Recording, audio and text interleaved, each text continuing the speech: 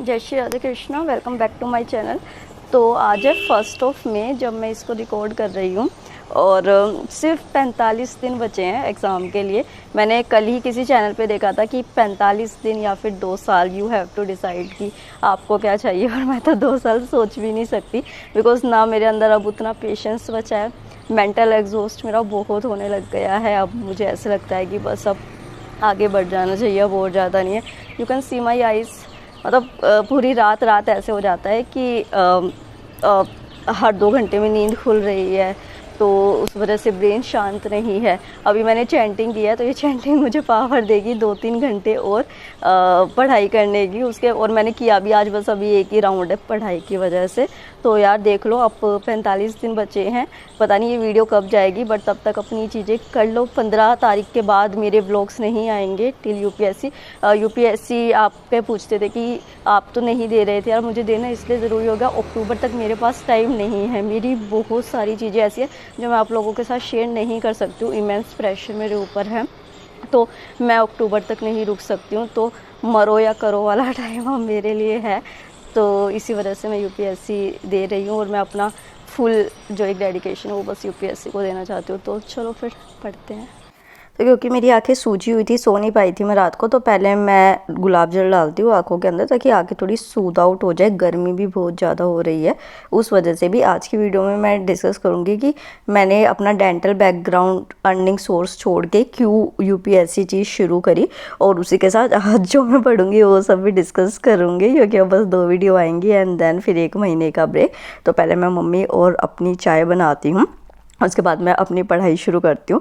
तो पहले तो मैं अपना वही कर रही हूँ, पीटी 365 का करंट अफेयर कर रही हूँ। बहुत स्टूडेंट्स पूछते थे कि कहाँ से कर रही हूँ, तो देखो करंट अफेयर्स के मैंने 2 सोर्सेस रखे थे। एक वो ओनली IAS एक्सटेंडेड वाला जो मैं हमेशा रेगुलर करती थी, और मैंने पीटी 365 लिया है ताकि कोई भी चीज़ छूटे ना, और ये बहुत अच्छी है, तो आप इसको कंसिडर कर सकते हैं। उनकी ऐप से भी आपको ये मिल जाती है और उसी के साथ जो है आपको वहाँ से भी मिल जाती है। मतलब मार्केट है ना, जैसे ORN की है, मुखर्जी नगर की, या आपके शहर में जो यूपीएससी या स्टेट पीसीएस वाला एरिया होगा वहाँ पे आपको ये इजीली मिल जाएगी। और उसी के साथ में मैं फिर इन सब के बाद मैं अपने CAPF एग्ज़ाम का भी PYQ सोल्व करने बैठती हूँ। हाँ जी, जैसे मैंने जियो साइंटिस्ट और CDS के एग्ज़ाम का किया था, वैसे मैं CAPF का भी कर रही हूँ, और आपको भी करना चाहिए।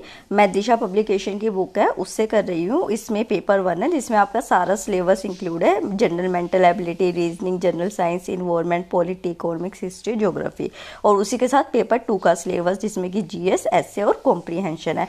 एक्सप्लेनेशन जो है वो बहुत अच्छे तरीके से स्टार्टिंग में दे रखे है कि आप क्वेश्चन सोल्व करने से पहले एक्सरसाइज के और PYQ के उससे रिवाइज कर सकते हैं। 2013 से 2023 के प्रीवियस ईयर क्वेश्चन सोल्व है यहाँ पे, ऑथेंटिक सॉल्यूशंस है, और वो भी चैप्टर वाइज। तो आपको बहुत बेनिफिट होने वाला है कि चैप्टर करो और यहाँ पे सोल्व करो। डिटेल थ्योरी दे रखी है, 3200 प्लस आपको प्रैक्टिस क्वेश्चन मिलेंगे सेल्फ इवैल्यूएशन के लिए। ऐसे सॉल्यूशन हिंदी इंग्लिश दोनों में आपको प्रोवाइडेड है, और उसी के साथ लास्ट 12 इयर्स का ट्रेंड एनालिसिस भी दिया गया। और आप यहाँ पे जो CSET का पोर्शन देख रहे हैं ना, मैं अपना CSET यहीं से करने वाली हूँ विद UPSC CSE PYQ। तो इनके लिंक मैंने डिस्क्रिप्शन बॉक्स में दे दिए, हिंदी इंग्लिश दोनों में अवेलेबल है, यू कैन चेकआउट। तो सोर्सेज बता दिए, अब आगे का मैं अपना पीटी ही कर रही थी। तो फिर जो है, अच्छा मैं पॉलिटी और इन्वायरमेंट की पीटी ख़त्म कर चुकी हूँ। जब मैं लेके आई थी 4-5 दिन के अंदर मैंने उसको ख़त्म कर दिया था। तो मैं बताती हूँ आपको कि देखो मैंने अपना डेंटल कर लिया था, बट डेंटल करने का मेरे को कभी भी मन नहीं था, क्योंकि जब मैं इस मेडिकल फील्ड में एंटर हुई थी तो ही मेरे को हमेशा से ये था कि मुझे सोशल कोज में वर्क करना है। मतलब कि जो ऐसे पर्सन है जो मेडिकल फैसिलिटीज़ को अफोर्ड नहीं कर पाते हैं, क्योंकि मैं आज आप लोगों के सामने खुल के बता रही हूँ, मैं हमेशा ना एंटरटेनमेंट की फील्ड में, कंटेंट क्रिएशन, जर्नलिज्म, या फिर ऐसे रेडियो जॉकी, ये वाले फील्ड जो थे ना, फैशन डिज़ाइनिंग, ऐसे मेरे इंटरेस्ट थे। बट मेरे फादर का हॉस्पिटल था और वहाँ पे मैंने एक दिन ऐसा केस देखा, हालांकि मेरे फादर इतने ज़्यादा सपोर्टिव थे कि वो अगर पेशेंट के पास पैसे नहीं भी हुआ करते थे तो बस अपना हल्का फुल्का दवाइयों का खर्चा लेके उससे पैसे नहीं लिया करते थे। तो एक तो वो मेरे जीन्स के अंदर था, दूसरा ना एक बार एक बेबी पैदा हुआ, और बेबी के पैदा होते ही जो वो मदर थी वो मतलब पहले से ही मरी हुई आई थी, मतलब वो जो मदर थी उसकी, और बेबी को किसी तरीके से हमने सेव किया था। और वो जो मेल था ना उसका पति, वो अपने 2 छोटे छोटे बच्चों के साथ, 3-4 साल के बच्चे थे, उनके साथ गले लग के रो रहा था बाहर। उस इंसिडेंट ने मेरे को इतना ज़्यादा मेल्ट आउट किया ना, और मैं सोच रही कि यार अगर इसको मेडिकल फैसिलिटी आसानी से मिल पाती तो क्या फिर जो है ये यहाँ तक हॉस्पिटल तक तभी नहीं ले आता, या फिर ऐसे किसी के पास नहीं ले आता, ये घर पे नहीं कराता इस चीज़ को। तो फिर मैंने फाइनली डिसाइड कर लिया था कि मुझे मेडिकल फील्ड में जाना है।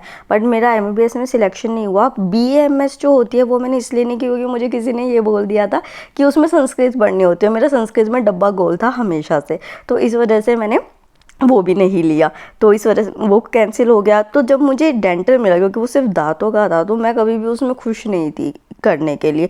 मुझे ये था कि मुझे सोशल कॉज में कुछ करना है। जब मैं कॉलेज से निकली तो मुझे बहुत अच्छे हॉस्पिटल में, बहुत ज़्यादा अच्छे हॉस्पिटल में इंटर्नशिप मिली, और वो फ़ायदेमंद भी था मेरे लिए कि अगर मैं 6 महीने वहाँ पे रह रही थी ना, आज आप मुझे बहुत एक सक्सेसफुल डॉक्टर के रूप में देखते। बट वहाँ पे भी मेरा जो वो था मोटिव था वो फुलफ़िल नहीं हो रहा था। वहाँ पे मैं पैसे अच्छे कमा सकती थी बट सोशल कॉज नहीं कर सकती थी, तो मैंने वो छोड़ दिया। उसके बाद क्योंकि मेरे टीचिंग स्किल्स अच्छे थे तो मैंने एज अ जूलॉजी टीचर पढ़ाना शुरू किया, और वहाँ पे मैं 45,000 रुपीज़ अर्न करती थी, जिसमें अच्छा खासा मेरा खर्चा चल जाता था। बट मेरे को वो पढ़ाते हुए 6 महीने ही हुआ था कि मेरे एक रिलेटिव आए और उनके बेटे यहाँ पे ORN में 5 साल से लगे हुए थे, उनका प्री भी क्लियर नहीं हुआ था एक बार भी, और वो कह रहे कि उसको देख अभी तक उसका प्री तक नहीं हुआ है, सारी फैसिलिटीज़ के बाद भी, और तुझे क्या लगता है तू जॉब के साथ कर लेगी, जॉब तो तुझे छोड़नी पड़ेगी। वो मेरी सेकंड गलत डिसीजन था कि मैंने अपनी जॉब छोड़ दी, ऐसा नहीं करना चाहिए था। फिर इस वजह से जो है वो मैंने UPSC को स्टार्ट किया, और ये जो इतने साल से आप मुझे कंसिस्टेंटली देख रहे हो ना, इसमें स्ट्रगल करते हुए अपनी अच्छी अर्निंग जॉब को छोड़ के, और फिर मैं दोबारा कभी उस चीज़ के लिए नहीं गई। अपनी पढ़ाई मैं यहाँ से सस्टेन कर रही हूँ। फाइनेंसिस की भी मैं आपको बताऊंगी कि मैं फाइनेंसिस कैसे अपने निकालती हूँ। तो जो मैं UPSC में लगी हुई हूँ वो सिर्फ सिंगल मोटिव से लगी हुई हूँ, जो मैंने 9th-10th क्लास में देखा था, और वो अभी तक मेरे अंदर है, और मेरे को वो फुलफ़िल करना है, चाहे वो UPSC के थ्रू हो, चाहे वो स्टेट PCS के थ्रू। और अगर वैसे नहीं हुआ ना, मेरे को NGO ज्वाइन करके करना पड़े जाए, बट मुझे वो चीज़ करनी है। तो ये था मेरा सारा कि मैं डेंटिस्ट से अच्छी अर्निंग जॉब छोड़ के भी एक अच्छे लेवल की डॉक्टर जिसमें मैं बन सकती थी, क्योंकि मेरे को बहुत अच्छी अपॉर्चुनिटी मिली थी यार उस टाइम। उनके क्लिनिक्स भी, इवन रोबोट्स भी थे। अब बात कर लेते हैं फाइनेंसिस की।